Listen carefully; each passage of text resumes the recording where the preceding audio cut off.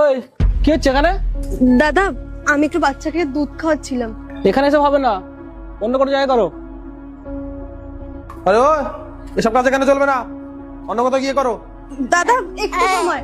এই এক কাজ করো, আগে বাথরুম আছে ওখানে গিয়ে খেয়ে নাও, এখানে সব চলবে না।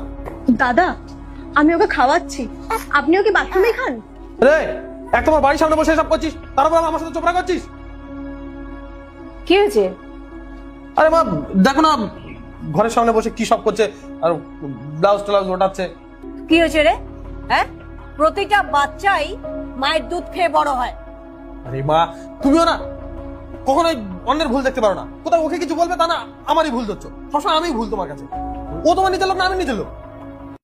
তা অত দূর থেকে এখানে কি জন্যে? আরে মা তুমি তো দেখছি একে বাড়িতে নেই বসে পড়েছো।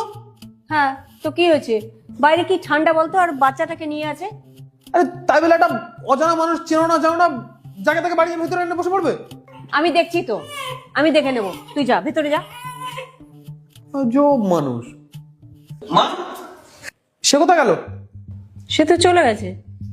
আরে টেবিলের তলায় আমার টাকা রাখা ছিল। ওই তো আছে তো। 5,000? আমার তো 10,000 টাকা রাখা ছিল মা, এ তো 5,000 আছে। দিলে তো 5,000 টাকা লোকসান করে দিলে তো। আরে মা তোমাকে আমি কতবার বলেছি যে বাইরে অজানা মানুষকে হুটহাট করে বাড়িতে ঢোকাবে না, কে জানে কে কোন উদ্দেশ্যে আসে, নিয়ে গেল তো 5,000 টাকা চুরি করে। আরে তুই হ্যাঁ, নমস্কার। সেদিন আমাদের বাড়িতে না, তুই ঠিক করিসনি। মানে আমি কি করলাম? টেবিলের উপর 10,000 টাকা রাখা ছিল, সেখান থেকে তুই 5,000 টাকা চুরি করে নিয়ে চলে এলি। না না, আপনার কোথাও ভুল হচ্ছে, আমি কোনো টাকা চুরি করিনি। তুই সেদিন মিথ্যে কথা বললি কেন? আমি আবার কখন মিথ্যা কথা বললাম তোমাকে? ব্যাস, অনেক হয়েছে, অনেক নাটক করেছিস।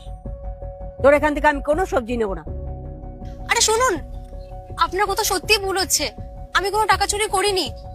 এখন আমি আপনাকে কিভাবে বিশ্বাস করাবো? আমি আমার বাচ্চাকে ছুঁয়ে বলছি, আমি আপনার বাড়ি থেকে কোনো টাকা চুরি করিনি। তুই কি ভেবেছিলি আমি জানতে পারবো না? আমি আমি না তোর কাছ থেকে এই জিনিসটা আশা করিনি, যে আমাকে নিচু দেখানোর জন্য তুই আমাকে মিথ্যে কথা বলছিস, একটা মানুষকে চুরির অপবাদ দিচ্ছিস। তুই একটা কথা কান খুলে শুনে রাখ, কোনো মানা অসহায় হতে পারে, কঠোর হতে পারে, কিন্তু চুরি চুরি পার্ট 2 দেখতে সাবস্ক্রাইব করুন SJ সোনি ব্লগ 2M।